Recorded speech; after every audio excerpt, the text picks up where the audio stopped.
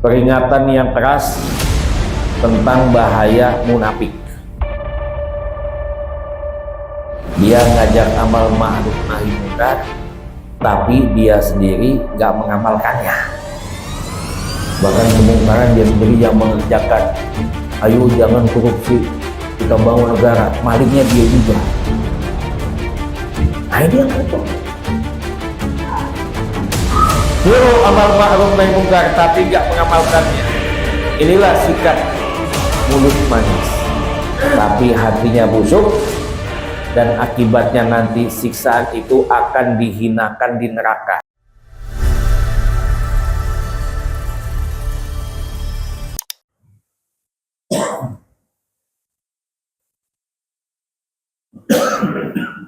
Assalamualaikum warahmatullahi wabarakatuh.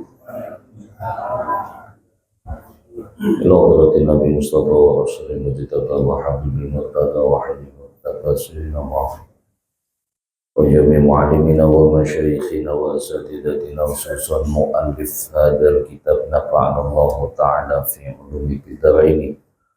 Thumma al-Fatihata khususan muassis hadal ma'ahid Kenjab Abdus Syukur bin Haji Jamal. Allah tabasyam bil maghfirati wa rahmah. Syai'ulillahi lakumul Fatihah. A'udzu billahi minasyaitonir rajim. Bismillahirrahmanirrahim. Alhamdulillahi rabbil alamin arrahmanir rahim maliki yaumiddin.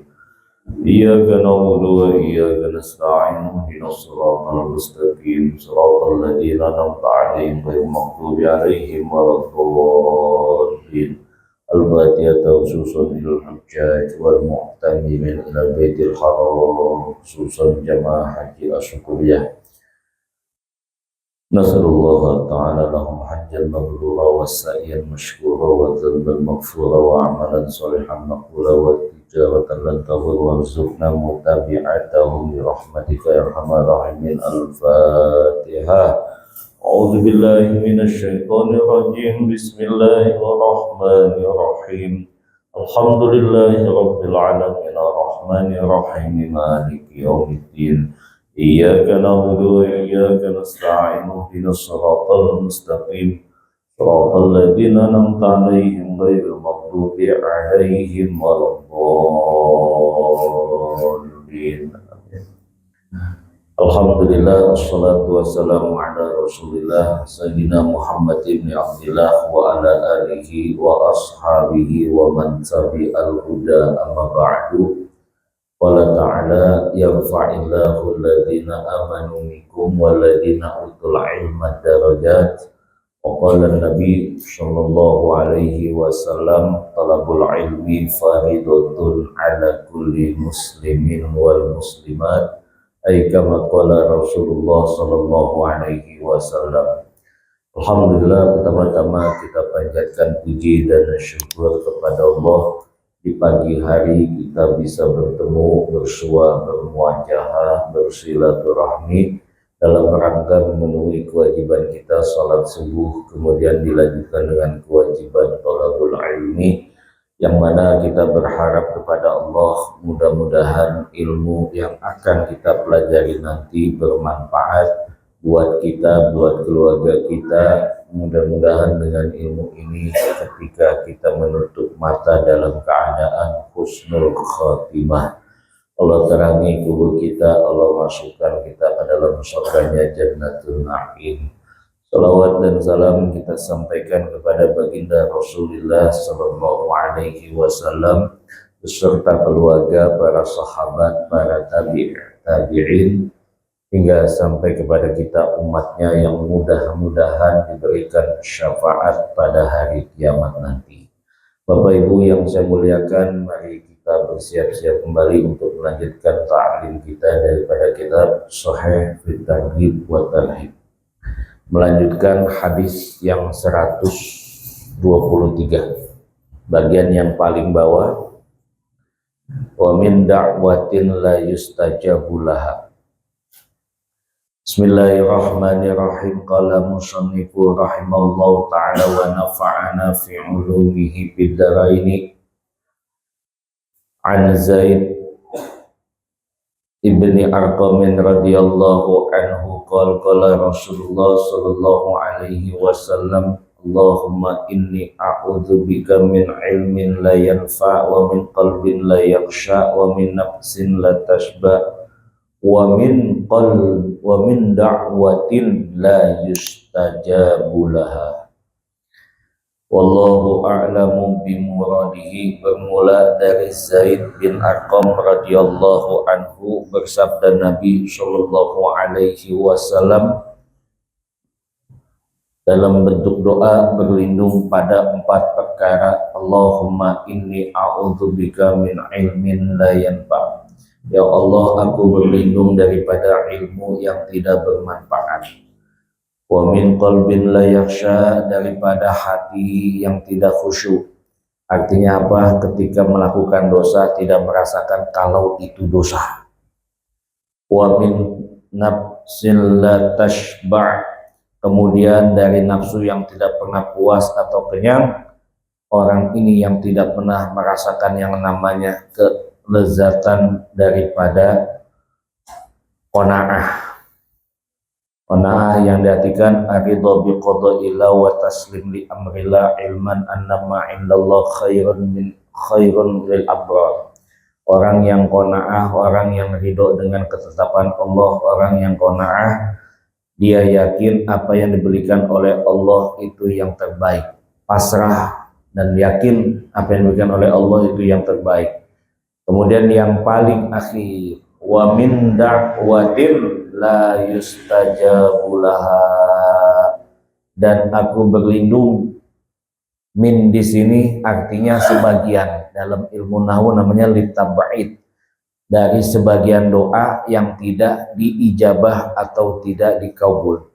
Sebab kenapa pakai min di sini? Karena sebanyak kita berdoa, sebagian itu udah diijabah oleh Allah, sebagian itu udah ada yang disimpan oleh Allah. Jadi walaupun belum dikabul di dunia, itu akan menjadi simpanan kita kanzun ketika berada di akhirat, dan tetap itu belum diijabah di dunia, tetap akan menjadi nilai ibadah. Ad-du'a mukhul ibadah. Doa itu sumsumnya ibadah. Jadi ini menunjukkan ada beberapa sebab, dan enggak semua doa itu dikabulkan di dunia. Bahkan Rasul pernah berdoa di dalam masjid ijabah. Dulu masjid itu namanya masjid ijabah. Beliau berdoa pada 3 perkara. Yang pertama, agar umatnya jangan sampai meninggal seperti kaumnya Nabi Nuh yang ditelan oleh banjir yang luar biasa. Yang kedua, itu dijabah doa itu. Yang kedua, Nabi berlindung agar umatnya setelah beliau tidak ada, jangan sampai mereka wafat atau meninggal dunia mati dalam keadaan kelaparan. Dan alhamdulillah itu dijabah doanya. Yang ketiga, Nabi memohon agar umatnya bersatu. Nah, yang inilah doa ini tidak dikabulkan oleh Allah. Itu hak Allah. Ingat, doa itu kita memohon bukan untuk mengatur Allah. Makanya dikatakan mukhul ibadah, sumsumnya ibadah. Padahal doa itu disuruh, bahkan disyariatkan, ud'uni astajib lakum. Mintalah, doalah, pasti akan aku ijabah. Tapi enggak semua doa itu tidak diijabah di dunia. Namun Ibrahim bin Adham, beliau suatu ketika berada di Basrah, di pasar, itu sekelompok orang datang kepada Ibrahim bin Adham, bertanya sama Ibrahim bin Adham. Ini sohibul ijabati doa Ibrahim bin Adham ini. Doanya selalu mustajab, dikabul oleh Allah. Ini orang pasar pada nanya sama dia, ya Aba Ishaq, innallaha ta'ala yaqul, qala rabbukum ud'uni astajib lakum. Fanahnu nad'u mundu zaman tawil wala yustajabu lana famas sabab. Orang di pasar ngerumunin Ibrahim bin Adam yang doanya itu mustajab. Berkata kepada Ibrahim bin Adam, wahai guru kami, kalau kata kita, wahai Aba Ishaq, Allah udah berfirman dalam firman-Nya mengatakan, ud'uni astajib lakum wa qala rabbukum ud'uni astajib lakum. Berkata Tuhan kami, betul Tuhan kita, berdoalah niscaya kamu jawab. Wanahnu nad'u, dan kami sudah memohon, maka kami meminta karena sebab ada perintah doa itu. Munduz zaman tawil, daripada waktu yang lama, fala yustajabu lana. Sementara kami sudah mendoa, sudah meminta, sampai saat ini doa belum diijabah. Apa sebab? Apa sebabnya? Sekelompok itu nanya. Kemudian Ibrahim bin Adam menjawab.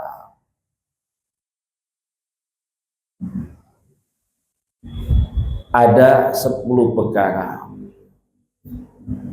yang sebab doa kalian tertolak atau tidak langsung diijabah oleh Allah Subhanahu wa ta'ala. Li'anna qulubakum matat bi asratil asya. Hati kamu sudah mati, ada ya, karena ada 10 perkara, karena hati kamu telah mati dengan 10 perkara. Jadi yang menyebabkan doa itu nggak langsung diijabah, yang pertama, hati kita sudah mati dengan 10 perkara. Apa kata Ibrahim bin Adam? Arabtumullah falam tu'tu haqqahu. Kamu tahu hak Allah, akan tetapi kamu tidak menunaikan hak Allah. Apa itu hak Allah? Diperintahkan kewajiban yang diperintah oleh Allah, disuruh dilarang apa yang diharamkan oleh Allah. Sudah bagus menjalankan perintah Allah, kadang-kadang hak Allah masih pengen kita mauin. Hak Allah apa? Allah berhak dipuji, terkadang kita masih pengen minta dipuji juga. Udah bagus doanya, udah bagus mintanya, terkadang kita masih ngambil hak Allah. Ini pujian cuma milik Allah, kenapa kita masih pengen pujian juga? Qara'tumul Qur'an walam ta'malu nabi. Kamu udah membaca Al-Quran tapi kamu tidak memakainya, kamu tidak mengamalkannya.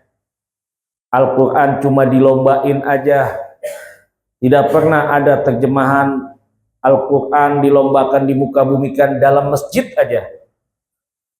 Satu contoh perintah Al-Quran, aqimis shalah, dilombakan dalam masjid. Siapa yang datang ke masjid lebih awal selama 40 waktu subuhnya misalnya, maka baginya berhak mendapatkan hadiah.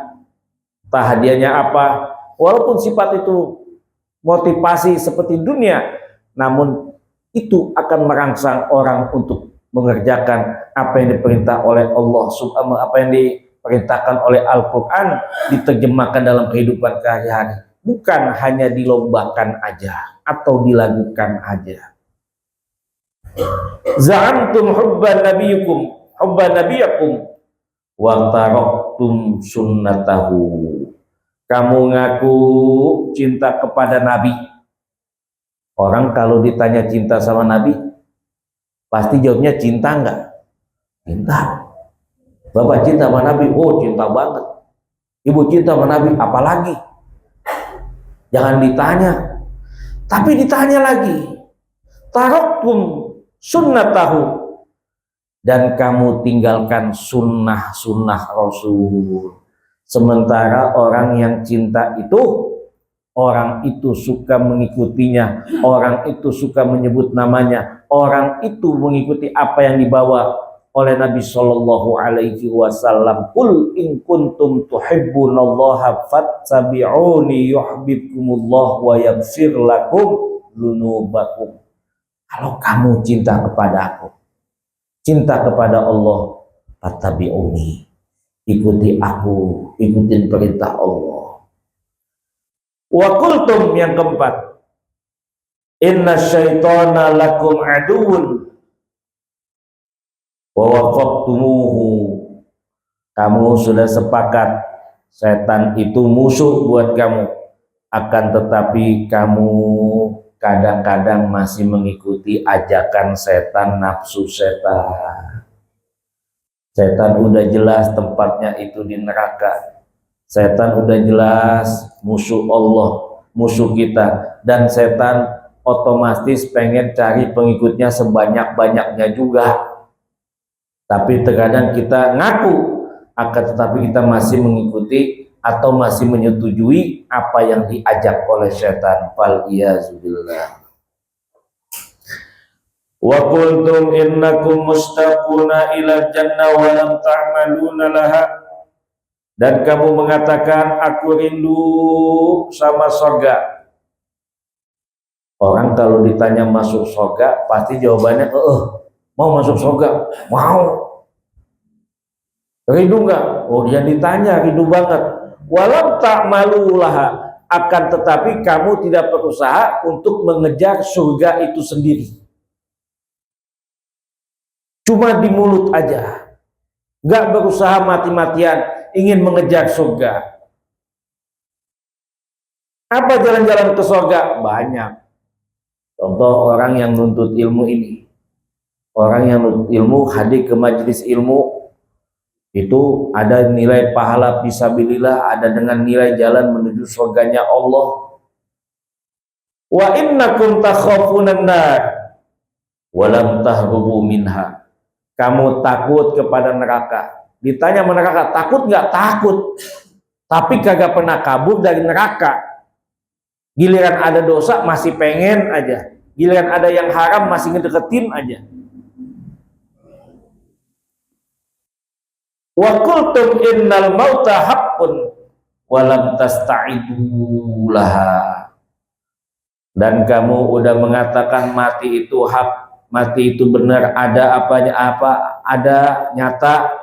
Walam tasta'idu laha, akan tetapi kamu tidak mempersiapkan besok buat mati apa. Itu kan palsu. Nengokin yang mati, ziarahin yang mati, takziah yang mati, akan tetapi kita nggak mengambil pelajaran dari kematian itu sendiri. Padahal diajarkan kafa bil mauti wa'idhah, cukuplah kematian itu sebagai nasihat. Nasihat yang tidak berbicara tapi nyata ada di depan mata, nasihat yang jelas tanpa harus banyak detail-detail. Itu mati itu pasti ada, siapapun. Qul innal mauta la tafsiruna fa innahu mulaqikum tsumma turadduna ila alimul ghaibi wasyahada fa yunabbiukum bima kuntum ta'malun. Katakan mati itu nyata dan kamu nggak bisa pergi dari kematian. Walaupun kuntum fi burujim musyayyada, sekalipun kamu berada di benteng yang tebal yang kokoh, mati itu akan terus ada mengejar kamu. Akan tetapi kita nggak mempersiapkannya. Makanya sekarang ini kita lagi mempersiapkan kematian yang udah pasti akan kita temuin cepat atau dekat, yang ditandai dengan berbagai macam tanda. Adanya uban, adanya tulang udah mulai pada bongkok, adanya cepet capek badan itu, dan disyaratkan sama Nabi, ummati hasodu ma baina sitin wa sab'in, umatku itu panen. Apa itu panen? Metik, dipetik. Kapan umatku dipetik? Kapan umatku panen? Umatku panen dipetik mabaina sitin, antara usia 60 sampai 70 tahun. Itu Nabi yang bilang. Kita ini 67 bulan udah siap diambil sama Allah, dipanen. Panennya umat itu ya kematian. Wastaghaltum bi'uyubin nas wa taraktum uyubakum, kata Nabi, kata Ibrahim bin Adham, kamu sudah sibuk menghitung aib orang lain, akan tetapi kamu meninggalkan aib kamu sendiri. Kita kadang-kadang dosa orang lain jago ngitungnya, jago menghisapnya. Dosa sendiri kita nggak tahu, padahal gede.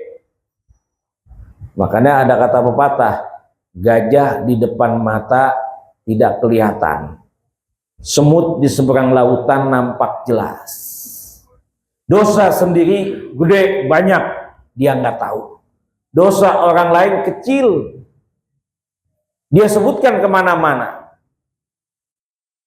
Inilah yang dibilang Nabi. Kata Nabi SAW, tuba liman syagolahu aibuhu an uyubin nas. Beruntunglah orang yang sibuk menghitung aibnya sendiri daripada orang itu menghitung aib orang lain. Wa akaltum ni'amallah. Kamu udah banyak makan nikmat-nikmat Allah. Walam tu'addu syukroha. Akan tetapi kamu tidak bersyukur kepada Allah. Hari ini kita nggak usah dulu dah.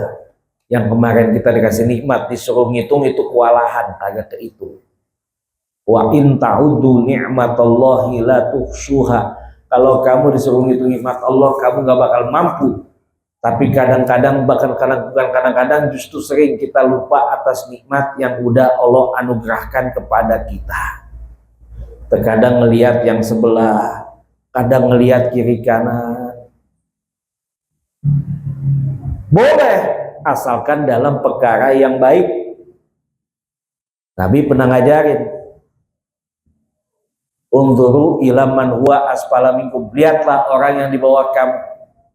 Tapi dalam perkara ibadah, boleh kita ngiri.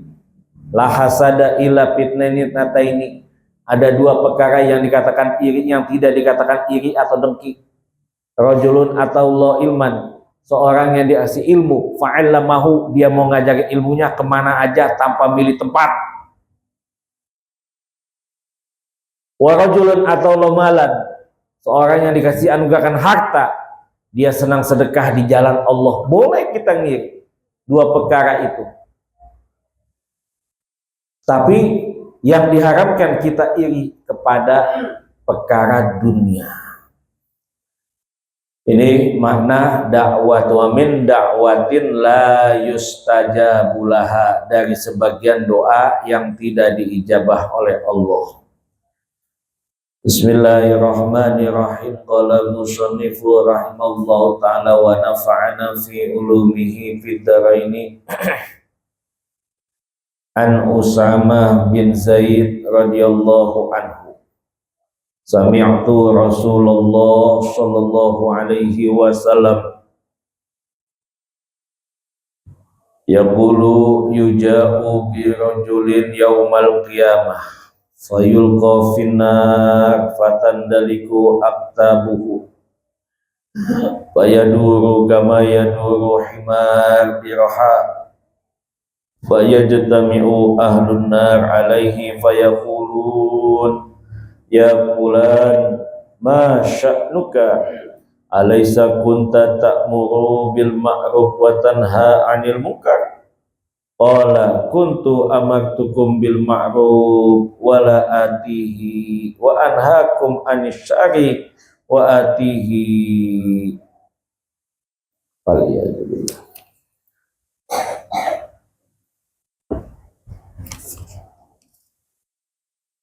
Wallahu a'lamu bimuradi.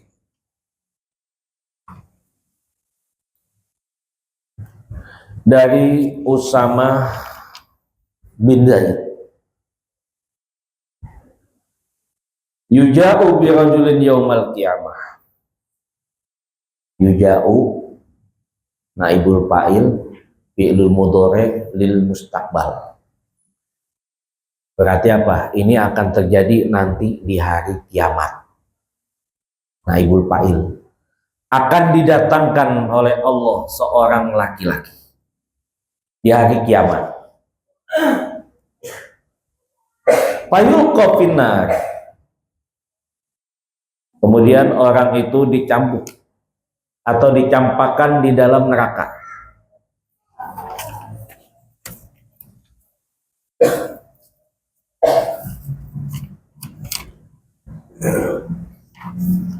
Ususnya terurai pada saat itu.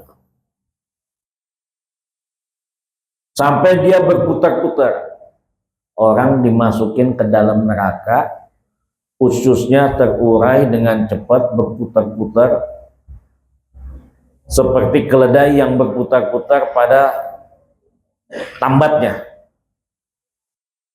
Lalu penduduk ahli neraka mengelilingi orang tersebut. Pada keliling tuh ahli neraka menyaksikan.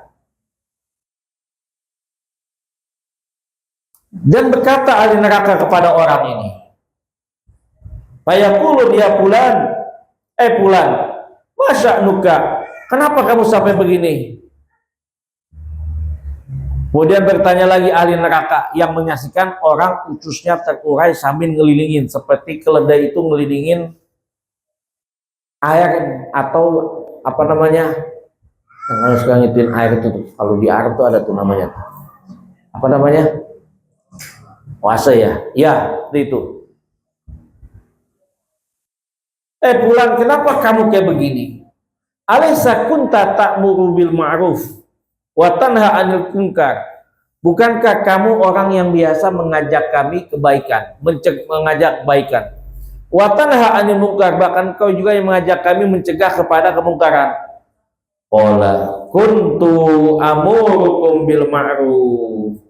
Ya, aku memerintahkan kamu kepada kebaikan, mengajak kamu kepada kebaikan. Wala atihi, akan tetapi aku sendiri tidak mengerjakan kebaikan itu sendiri. Wa anhaakum anisyari, dan aku juga mengajak kamu mencegah daripada kemungkaran atau syari kejelekan. Wa atihi, akan tetapi justru aku yang mendatangkan, yang melakukan perbuatan tercela sebut atau kemungkaran tersebut. Nah, ini hadis tanbih syadid, peringatan yang keras tentang bahaya munafik.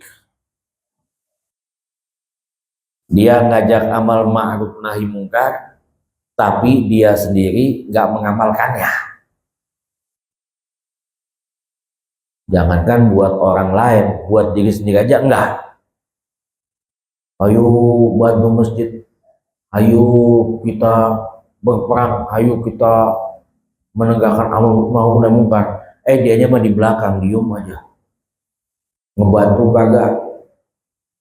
Bahkan kemungkaran dia sendiri yang mengerjakan. Ayo jangan korupsi, kita bangun negara, maliknya dia juga. Nah, ini yang repot. Nyuruh amal ma'ruf nahi mungkar tapi gak mengamalkannya. Inilah sikap mulut manis tapi hatinya busuk, dan akibatnya nanti siksaan itu akan dihinakan di neraka. Udah dihina di neraka, masuk neraka udah hina, dan dihinakan juga. Kenapa? Penghuni neraka pada menyaksiin, ngeliat. Kalau bahasa kita, kamu kan yang ngajak kami kebaikan. Kamu kan yang ngajak kami mencegah kemungkaran. Kenapa kamu sampai begini? Masya'nuka. Kenapa kamu sampai begini? Sampai usus kamu terurai dan kamu berkeliling dengan ususnya. Itu jawab, saya memang mengajak kebaikan, saya sendiri nggak mengerjakan. Saya mencegah kemungkaran, justru saya yang mengerjakan kemungkaran itu. Berputar-putar dalam penderitaan. Jadi hadis ini menunjukkan buat mereka yang mengajak orang taat, namun dianya sendiri melanggar aturan Allah. Makanya kalau kita mau ngajak ketaatan, benahi dulu diri kita. Ku anfusakum wa ahlikum, dari diri kita dulu, baru keluarga kita, baru keluar. Sebab terkadang di luar pun sekalipun kita benar, kadang-kadang orang masih cari kekurangan kita, masih cari aib-aib kita. Sebab nggak semuanya orang suka, ada yang nggak suka dia cari kekurangannya. Sebab ini udah sunnah, kata Nabi, kullu dzu nikmatin mahsudun. Setiap orang yang dapat nikmat pasti akan diirikan. Bapak lagi asik menyampaikan dakwah, dikenal kemana-mana, jemaahnya banyak, ada aja yang iri. Lihat nih nanti ada di mana dia nih lemahnya. Lihat nih nanti ada kasus apa yang dia dapetin. Nah itu, makanya dibekali dulu dari diri kita, baru keluarga kita. Kemudian siksa ini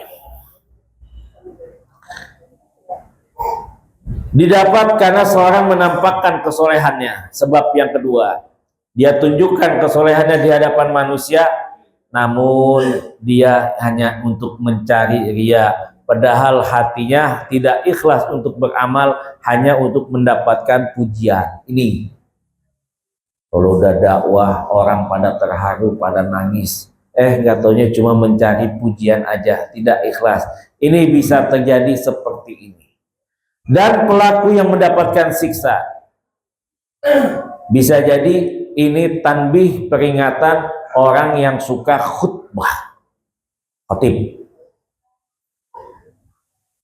Dia khutbah menyampaikan amal ma'ruf nahi munkar, tapi amalnya bertentangan dengan ucapannya.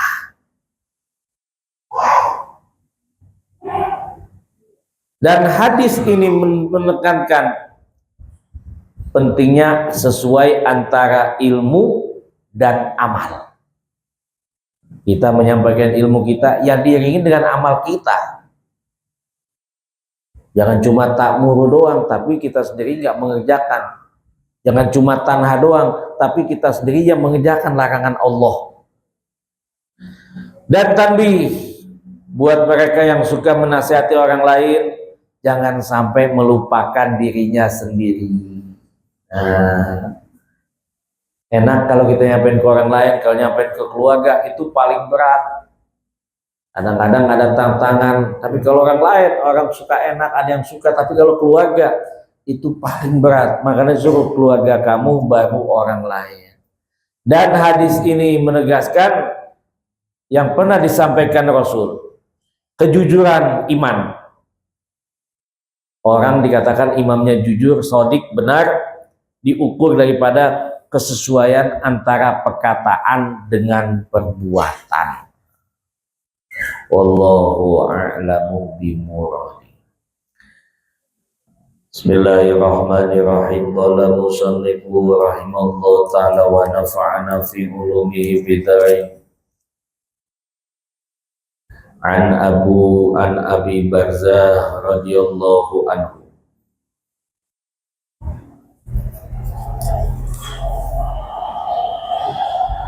Allah.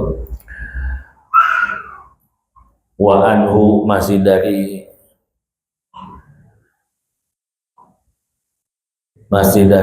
siapa tadi namanya? Usama bin Zaid. Masih dari Usama bin Zaid.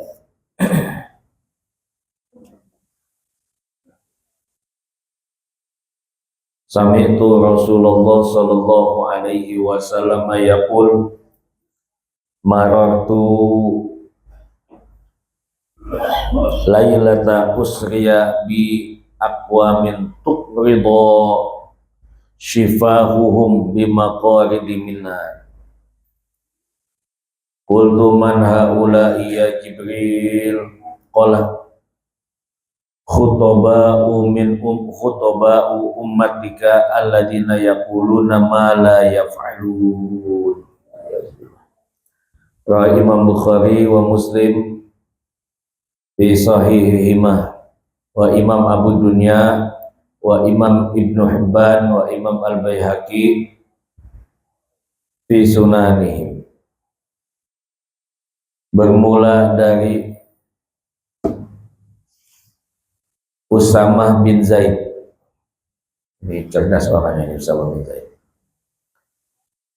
Sami'tu Rasulullah sallallahu alaihi wasallam. Aku mendengar dari Rasul. Karena saking cerdasnya dia mendengar dari Rasul, hadis langsung hafal.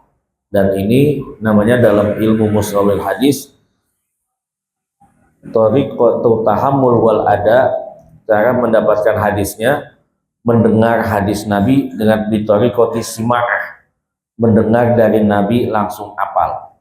Sami'tu. Nah ini. Dan kalau udah sami itu udah dipastikan sahih hadisnya.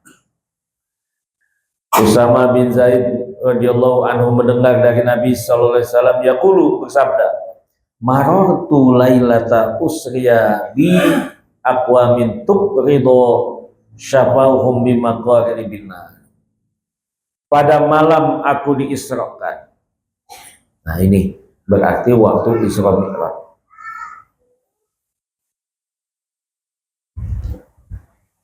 Marartu, aku melewati suatu kaum. Kaum itu menggunting, tuqridu, atau memotong mulut atau lidahnya. Bimaqaridi minar, dengan gunting dari api neraka. Nabi lagi Isra Mi'raj ngelihat orang yang memotong lidahnya dengan gunting dari api neraka. Qultu man haulai Jibril, maka aku bertanya, siapa mereka itu ya Jibril? Banyak banget orang pada guntingin lidahnya, mulutnya. Apa kata Jibril? Qala khutoba'u ummatika alladzina yaquluna ma la yaf'alun. Itulah perumpamaan umatmu, itulah umatmu yang banyak kayak begitu. Siapa? Khutoba, tukang khotib, tukang khutbah. Dari umatmu, alladzina yaqulun ma la yaf'alun. Dia mengatakan namun dia sendiri tidak mengerjakan. Ya sudah. Ini orang mau jadi khotib ini berat. Jangan dikira enteng. Padahal berat, tapi masih ada orang minta dikasih jadwal khotib. Ya, berat itu. Sebab kalau dia nggak make, nggak ngamalin, itu akan digunting. Jadi siapa yang dimaksud dalam hadis ini? Orang berilmu. Dia pandai bicara kepada orang tentang ketaatan, ahli khutbah, satu. Ilmunya tinggi. Nyampe ketaatan, ngajak ketaatan, ahli khutbah, metode dakwanya jago, pikir dakwanya jago. Jadi orang mau khutbah tuh kudu tahu pikir dakwah. Cara metode menyampaikan dakwah. Bisa jadi munafik dalam amalan. Mereka mengatakan dan memerintahkan kebaikan, tapi mereka sendiri melanggarnya.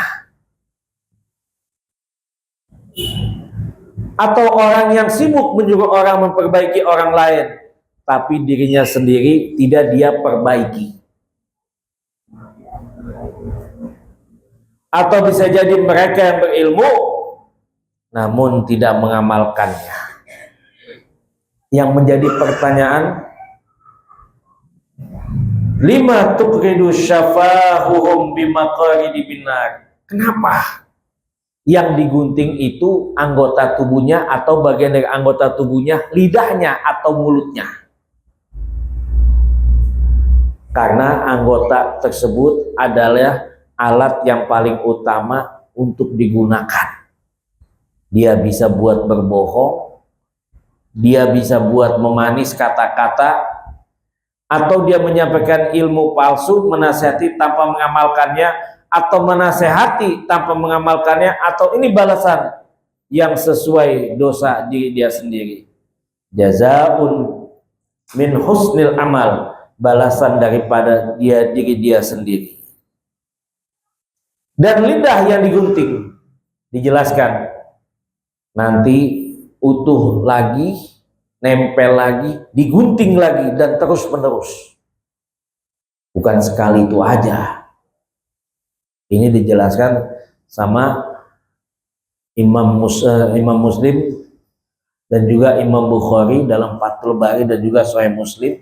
Itu tuqridu, dia memotong, bada'an tamma, setelah sempurna lagi, digunting lagi, dan terus menerus dipotong, digunting lagi. Itu orang yang menyampaikan khutbah khatib daripada umatmu, yaqulun ma la yaf'alun, dia menyampaikan tapi dia sendiri gak mengerjakannya. Bahkan dalam salah satu riwayat disebutkan alladzi makna, saya sayang kitabnya, bukunya itu hilang dulu, saya pernah punya. Itu diantara tanda hari kiamat. Alladzi makna yati ala ummati zamanun kasiru khutoba'uhum wa qalilu ulumuhum.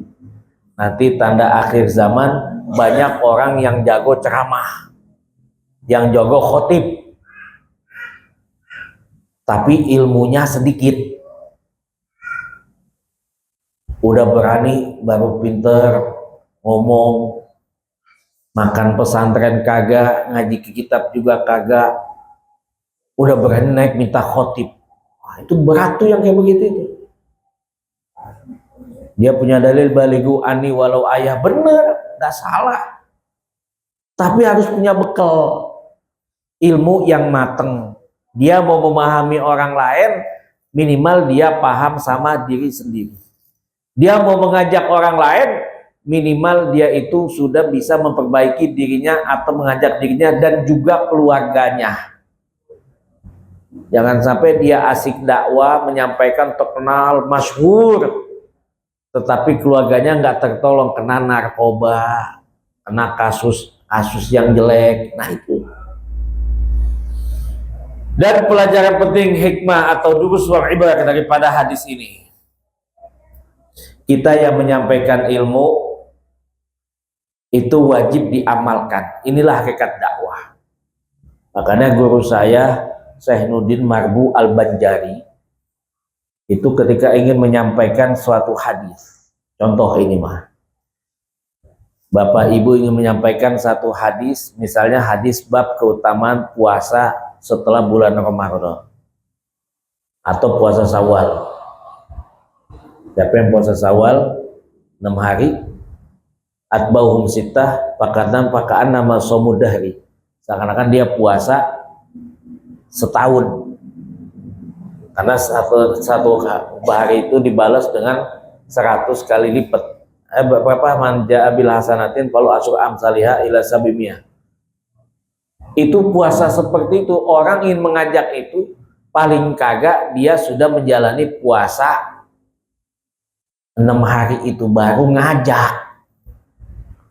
Jangan kita nyuruh puasa, kita belum puasa, minimal sekali. Atau kita nyampein hadis, nih Nabi pernah bilang, kalimatani khofifatani sakilatani fil mizan, subhanallah walhamdulillah wala ilaha illallah wallahu akbar.